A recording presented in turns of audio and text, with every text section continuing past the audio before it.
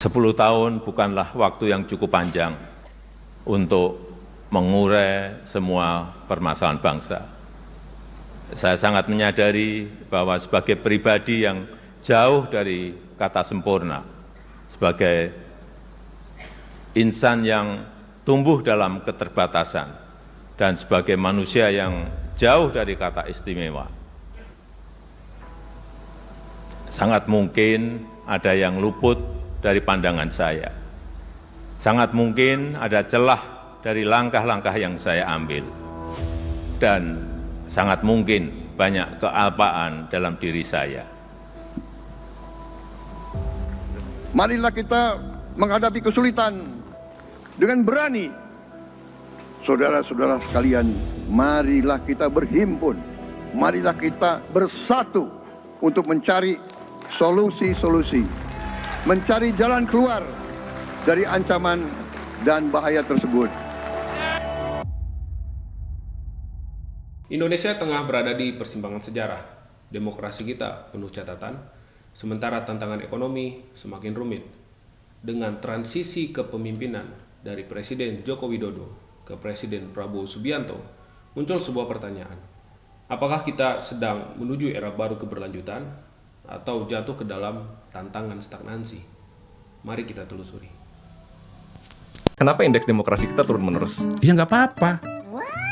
Kan ada naik ada turun. Loh, nggak apa-apa. Ada naik ada turun. Gini loh, ada demokrasi dengan nggak ada demokrasi itu baru hal yang penting. Ada demokrasi di Indonesia. Kalau turun masalah dong bro. Kalau masalah dong.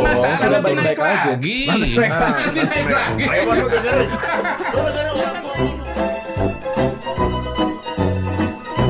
Melihat rilis data tadi yang sudah bersama-sama kita dengarkan begitu ya, kita sudah mengalami deflasi 5 bulan berturut-turut, sudah terkonfirmasi deflasinya berada di 0,12%.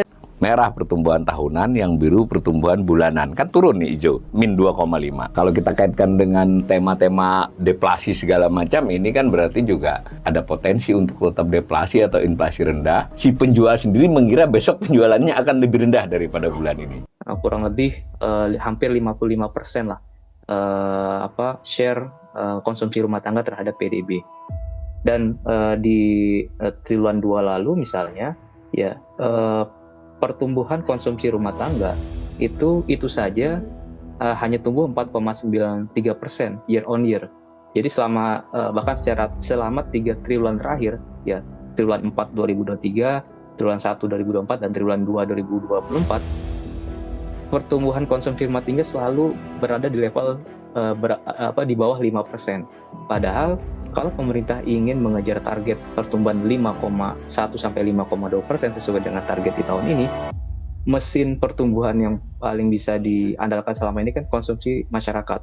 Nah, deflasi tadi yang mencerminkan ketidakyakinan masyarakat untuk berbelanja, itu pastinya akan berdampak terhadap pencapaian target pertumbuhan ekonomi kita di tahun 2024. Dan juga secara efek berikutnya adalah akan ada resiko ya semakin jauhnya realisasi penerimaan perpajakan pemerintah dari transaksi masyarakat, khususnya adalah PPN dan juga PPh badan akibat dari daya beli masyarakat yang terus menurun.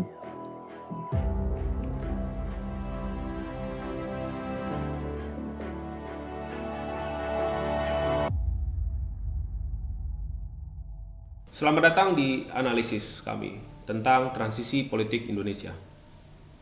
Di bawah pemerintahan Joko Widodo yang kemudian bertransisi ke Prabowo Subianto, kita menyaksikan 2 fenomena utama.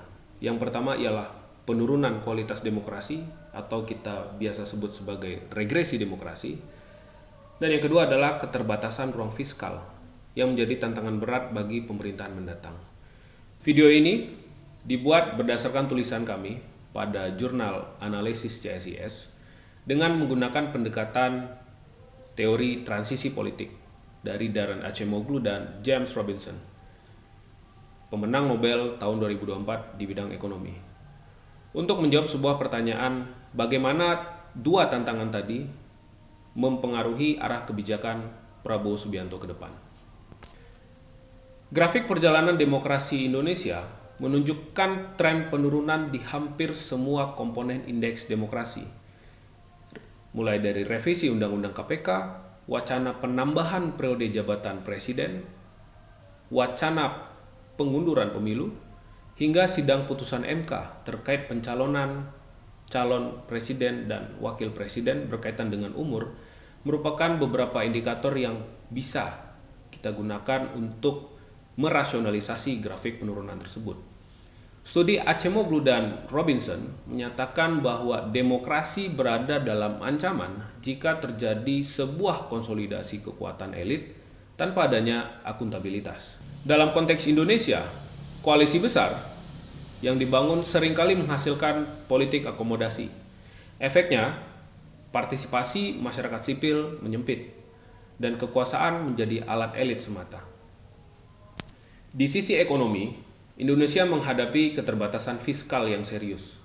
Dengan utang negara yang mencapai lebih dari 8 triliun dan rasio utang terhadap PDB sebesar 39%, ruang untuk pembangunan, program-program, percepatan pembangunan menjadi semakin sempit.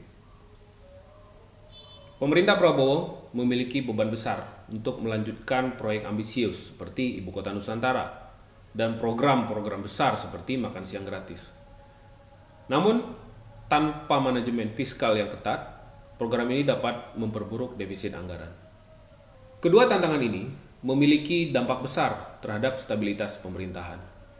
Jika pemerintahan terlalu akomodatif terhadap elit, Indonesia beresiko mengalami stagnansi demokrasi yang lebih dalam.